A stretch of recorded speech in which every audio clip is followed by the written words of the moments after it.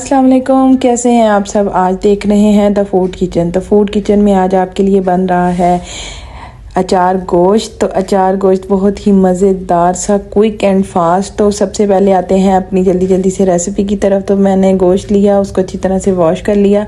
Wash کرنے کے بعد میں نے اس کو پریشر میں رکھا بوائل کرنے کے لیے۔ اس سے یہ ہوگا کہ جو میری ریسیپی ہے وہ 10 منٹ میں ریڈی ہو جائے گی، گوشت بوائل ہوگا تو جی پریشر میں نے گوشت کے ساتھ ساتھ کچھ کھڑے مسالے ڈالے اور پیاز ڈالا، اور اس کو میں پریشر کو بند کر دوں گی، اور اس میں نمک ڈال کے تاکہ گوشت گل جائے۔ گوشت کو آپ نے بالکل جی 100% جو ہے نا اس کو نہیں گالنا، تاکہ جو ہے نا کچھ، کیونکہ ابھی آگے اس کو ہم نے پکانا ہے، تو اس وجہ سے اس میں تھوڑی سی کنی جو ہے نا وہ اس میں رہنی چاہیے۔ اور جو ہے یہ میں نے چیک کیا تھا جی بالکل ٹھیک تھا جیسے مجھے اس کا گوشت کا چاہیے تھا۔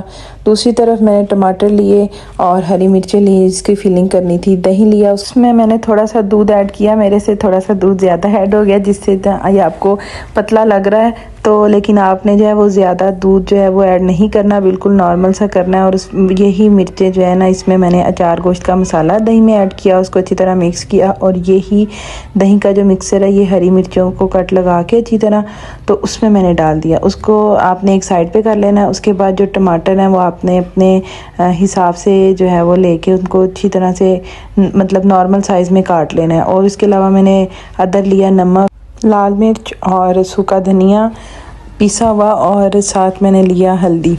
اس کو میں نے اچھی طرح سے اس میں مکس کر دیا۔ دوسری طرف میں نے کڑھائی لی، اس میں آئل ڈالا، اور آئل میں کچھ کھڑے مسالے ڈالوں گی، اور یہ کلونجی ہے، اس کو میں نے تھوڑے سے آئل میں زیادہ ڈالی، اور تھوڑی سی میں نے سونف، اجوائن یہ میں نے آئل میں ڈال دی۔ اچھا، یہ جو آپ میرے ہاتھ میں وہ دیکھ رہے ہیں نا باکس، یہ بہت ہی زبردست ہے، یہ میں نے زارا اسٹور سے لیا تھا، تو اس میں نے مسالے ڈالے۔ اس میں جو جیسے برسات کے دنوں میں مسالے خراب اور اس طرح ہو جاتے ہیں نا، بہت ہی زبردست ہے یہ، تو میں پرسنل اس کو یوز کر رہی ہوں۔ اچھا، میں آتی ہوں اپنی ریسیپی کی طرف۔ تو میں نے آئل میں وہ مسالے ڈالنے کے بعد اس میں تھوڑا سا میں نے لہسن ادرک کا پیسٹ تھا جو میں آلریڈی بنا کے رکھتی ہوں وہ ڈالا، اور تھوڑا سا اس کو سوتے کرنے کے بعد اس میں ٹماٹر ڈالے اور کچھ پانی ڈالا۔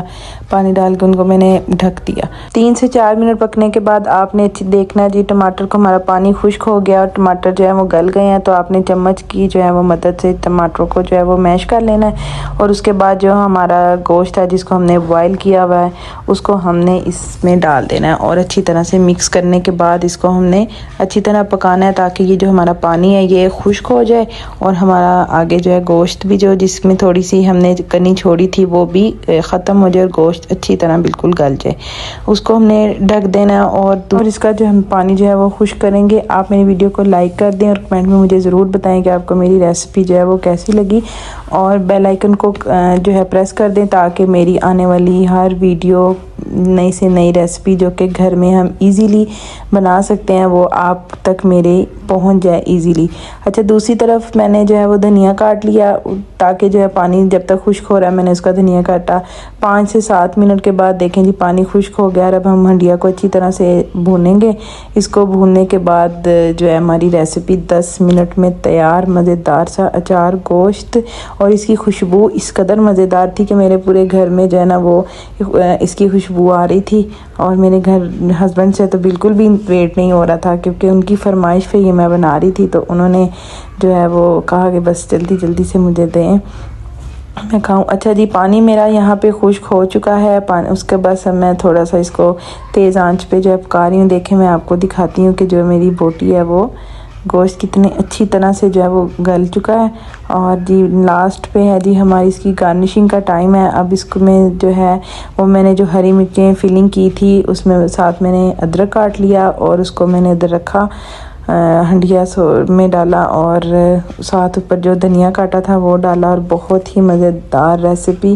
اب جی اس کے اوپر تھوڑا سا اس کو چمچ ہلانے کے بعد اس کے اوپر میں ڈالوں گی گرم مسالہ، اور جی ہماری ہنڈیا ہے بالکل تیار۔ تو ہم کھائیں گے مزے سے۔ مجھے ضرور بتائیے گا آپ کو میری یہ ریسیپی کیسی لگی، آپ اس کو ضرور ٹرائی کیجیے گا۔ اللہ حافظ۔